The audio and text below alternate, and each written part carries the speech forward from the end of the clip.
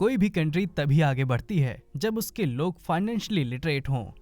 पर जब फाइनेंस की बात आती है तो काफी सारे रूल्स को दिमाग में रखना पड़ता है, जिसमें से कुछ टाइमलेस होते हैं और कुछ टाइम एंड सिचुएशन के साथ चेंज होते रहते हैं। इस वीडियो में मैं जॉर्ज क्लासन की book the richest man in Babylon से 9 ऐसे टाइमलेस लेसन शेयर करूंगा जो आपको रिच बनने में हेल्प करेंगे।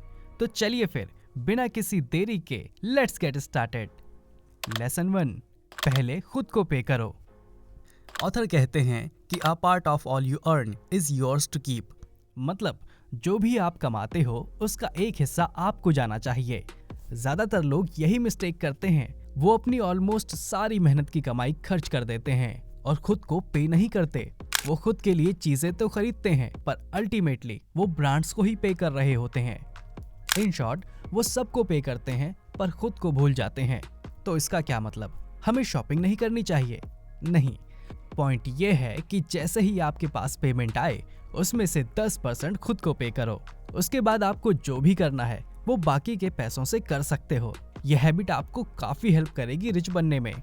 आपके पास हमेशा इन्वेस्ट करने के लिए पैसे बचेंगे। याद रखो, सबसे पहले आपको खुद को पे करना है, अदरवाइज आपको पता ही नहीं चलेगा कि आपके पैसे किधर यूज हो गए एंड फिर इन्वेस्ट कैसे करोगे। अब चलिए समझते हैं कि जो पैसे आप सेव करोगे उसे यूज कैसे करना है। लेसन 2, अपनी सेविंग्स को भी स्मार्टली यूज करके पैसे बनाओ। सेविंग का मतलब बस ये नहीं है कि आप बस सेव ही करते रहो, सिर्फ इससे आप रिच नहीं बन पाओगे। सेविंग इम्पॉर्टेंट है, बट अपनी सेविंग में से कुछ हिस्से को इन्वेस्ट करना भी जरूरी है। आपको अपनी सेविंग्स को ऐसे इन्वेस्ट करना है कि आप मल्टीपल एसेट्स बना पाओ। ऑथर कहते हैं कि पहले आपको एक एसेट बनाना चाहिए और फिर उससे जो इनकम हो उससे दूसरे एसेट्स बनाने चाहिए। आसान शब्दों में, आपके पास मल्टीपल सोर्स ऑफ इनकम होने चाहिए। इसका मेन बेनिफिट यही है कि अगर एक इनकम सोर्स पर कोई बैड इम्पैक्ट पड़ता है तो दूसरा इनकम सोर्स आपके फाइनेंस को स्टेबल रखेगा।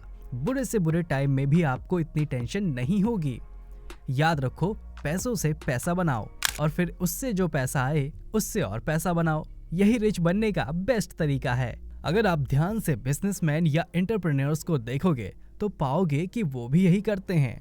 वो कभी भी एक सोर्स ऑफ रेवेन्यू पर पूरी तरह से डिपेंडेंट नहीं रहते। लेसन 3, सीखो पैसे कैसे कमाते हैं। कितनी सिंपल सी बात लगती है ना। हम खुद को कितना भी स्मार्ट समझते हो, बट आज भी काफी लोगों को नहीं पता है कि प्रॉपरली अपने पैसे को कैसे इन्वेस्ट करना है और कैसे स्मार्टली मैनेज करना है। इसमें किसी की भी गलती नहीं है, बिकॉज रिच बनने का कोई सीधा रास्ता भी नहीं है जिस पे चल के आप क्विकली रिच बन जाओ। मोस्टली गेट रिच क्विक वाली स्कीम से उल्टा नुकसान और हो जाता है। किसी समझदार व्यक्ति ने कहा है, आप जितना ज्यादा सीखोगे उतना ही ज्यादा पैसे कमाओगे। अगर आपको फाइनेंस के बेसिक प्रिंसिपल्स ही नहीं पता है तो आपको रिच बनने में काफी प्रॉब्लम होगी। ऐसे सोचना कि बिना कुछ सीखे आप फाइनेंशियली बेटर हो जाओगे, ये अजीब सी बात है। और अगर आप ऐसे रिच हो भी गए तो भी कोई फायदा नहीं, बिकॉज आप उसे ठीक से यूज ही नहीं कर पाओगे। इग्नोरेंस में हम कभी भी सही डिसीजन नहीं लेते हैं, इसलिए एटलीस्ट बेसिक नॉलेज लेना काफी इंपॉर्टेंट है। कभी कभी लोग सोचते हैं कि लक उनकी हेल्प करेगा और वो रातों रात रिच हो जाएंगे, बट हम सबको पता है ऐसे ऑलमोस्ट इम्पॉसिबल है और लक के भरोसे रहना कोई बुद्धिमानी की बात नहीं है। इसलिए जितना आपसे हो पाए बुक्स पढ़ो और सीखने का ट्राई करो। कोशिश करो कि आप वीडियो या ऑडियो बुक से ज्यादा बुक परचेज करके पढ़ो, उससे आपको मैक्सिमम बेनिफिट होगा। लर्निंग करने से फायदा ये होगा कि आपको प्रैक्टिकल नॉलेज तो मिलेगी ही फाइनेंस की, और साथ ही साथ आप आजकल होने वाले स्कैम से भी बच जाओगे। लेसन 4, पैसों का भी ट्री होता है, बट हमने तो बचपन से सुना है कि पैसे कभी पेड़ पे नहीं उगते हैं। हाँ, आपने बिल्कुल सही सुना है कि पैसे कोई पेड़ पर नहीं उगते, बट कोई ये नहीं बताता कि वो ऑलमोस्ट एक पेड़ की तरह ग्रो करते हैं। चलिए समझते हैं कैसे। कोई भी पेड़ को ग्रो करने के लिए आपको उसका बीज बोना पड़ता है एंड काफी टाइम तक उसकी केयर करनी पड़ती है और उसको पानी और खाद देना पड़ता है, उसको प्रोटेक्ट करना पड़ता है एनिमल से, एटसेट्रा एटसेट्रा। और अगर आपने कोई बीज बोया ही नहीं तो फिर पेड़ भी नहीं उगेगा, राइट? एक बीज को पेड़ बनने में और फिर उसमें फ्रूट्स आने में काफी टाइम और पेशेंस लगता है। सेम ऐसा ही मनी के साथ है। अगर आप अपने पैसों को प्रोटेक्ट नहीं करोगे और उसको टाइम नहीं दोगे तो वो ठीक से ग्रो नहीं करेंगे। जितना जल्दी आप इन्वेस्टिंग स्टार्ट करते हो आपको उतना जल्दी रिजल्ट मिलता है। दोनों ही लॉन्ग टर्म में रिजल्ट शो करते हैं।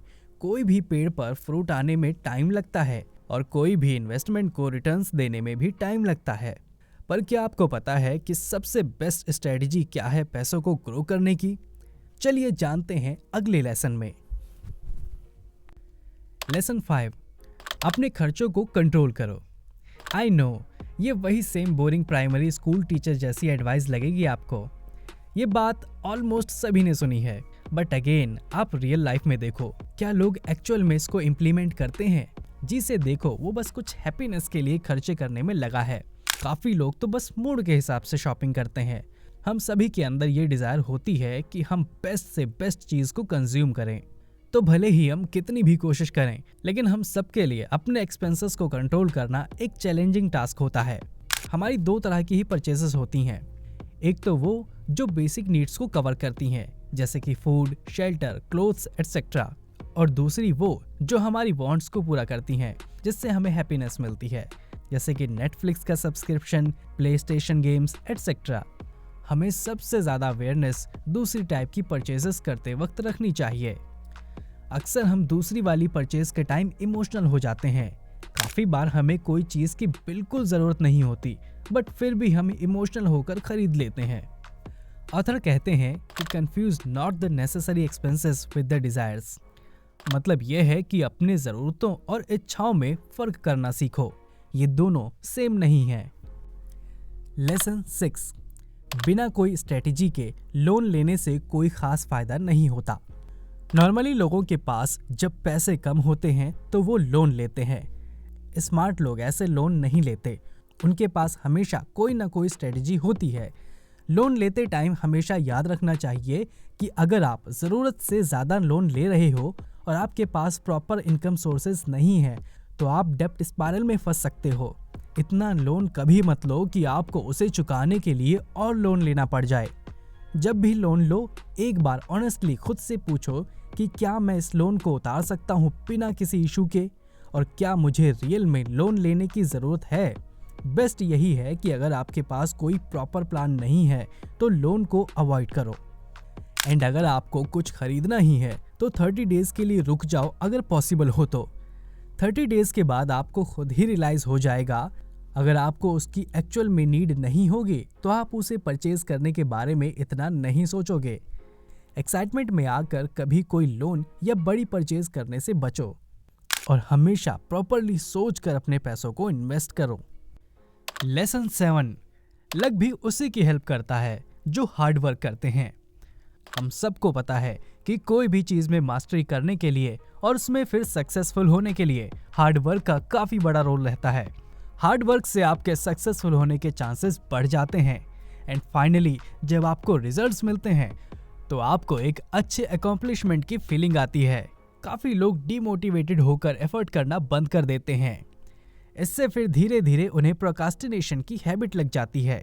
हार्ड वर्क से आपको अपने रास्ते में आने वाले प्रॉब्लम्स को सॉल्व करने की कला का पता चलता है। आप पेशेंस और रेजिलियंस जैसी क्वालिटी सीखते हो जो आपकी लाइफ में काफी हेल्प करती हैं। लेसन 8, अपनी फ्यूचर इनकम प्लान करो। इन्वेस्टिंग कमजोर लोगों के लिए नहीं है, इसमें रिस्क भी होता है। ऐसा बिल्कुल जरूरी नहीं है कि अगर आप किसी चीज में इन्वेस्ट कर रहे हो तो आपको प्रॉफिट ही होगा, लॉस भी हो सकता है। इसलिए आप जो भी करो अपने लिए बैकअप ऑप्शंस जरूर रखो। आज से ही प्लान करो कि कैसे आप अपने फ्यूचर में इनकम जनरेट करोगे। हमेशा अपने पास इतना मनी तो रखो कि आप अपने मेडिकल एक्सपेंसेस को कवर कर पाओ और अचानक से आपका लाइफस्टाइल डिस्टर्ब ना हो। अपने गोल्स और एम्बिशंस के लिए भी थोड़ा मनी सेव करो। काफी लोग अपनी इनकम को प्रॉपरली प्लान नहीं करते एंड जोश में आकर इन्वेस्टिंग स्टार्ट कर देते हैं। आजकल तो वैसे ही स्टॉक मार्केट में इन्वेस्ट करने का ट्रेंड चल पड़ा है। हमेशा याद रखो, अगर आप रिस्क नहीं ले सकते तो इन्वेस्टिंग आपके लिए नहीं है। कोशिश करो कि जब भी फाइनेंशियल प्लानिंग करो तो लॉन्ग टर्म सोचो। अक्सर शॉर्ट टर्म थिंकिंग फाइनेंस में लॉस ही करती है। लेसन 9, अपने पैसों को प्रोटेक्ट करो। पहले के टाइम में सब राजा महाराजा लोग अपने कासिल के अराउंड बड़ी बड़ी वॉल्स बनाते थे खुद को प्रोटेक्ट करने के लिए। ताकि कहीं कोई एनिमी ना घुस जाए। आज भी हम सब लोग जब भी घर के बाहर जाते हैं तो घर को बाहर से लॉक करके जाते हैं। हम सबको भी इसी तरह से अपने मनी की सिक्योरिटी पर अच्छे से ध्यान देना चाहिए। मेक श्योर करो कि अपने अपने पैसों को एक रेप्यूटेबल बैंक में रखना है, जिसके पास एक secure banking system and customer support हो। हमें पता नहीं होता कि कब क्या हो जाए, इसलिए प्रिकॉशंस लेना काफी जरूरी है। नॉर्मली लोग अपनी मिस्टेक से ही सीखते हैं। जब उनके साथ कोई प्रॉब्लम हो जाती है तब वो रियलाइज करते हैं। बट स्मार्ट लोग प्रॉब्लम हुए बिना ही प्रोडक्टिवली सोचते हैं। इससे वो फ्यूचर में आने वाले थ्रेट्स को पहले ही अवॉइड कर देते हैं। आई होप आपको इस बुक समरी से काफी कुछ सीखने को मिला होगा। अब आप कमेंट करके बताओ कि आपने इस वीडियो से क्या सीखा, और अगर आप इस चैनल पे फर्स्ट टाइम आए हो तो सब्सक्राइब करके घंटी दबाना मत भूलना। तो मिलते हैं अगले वीडियो में। Thanks for watching.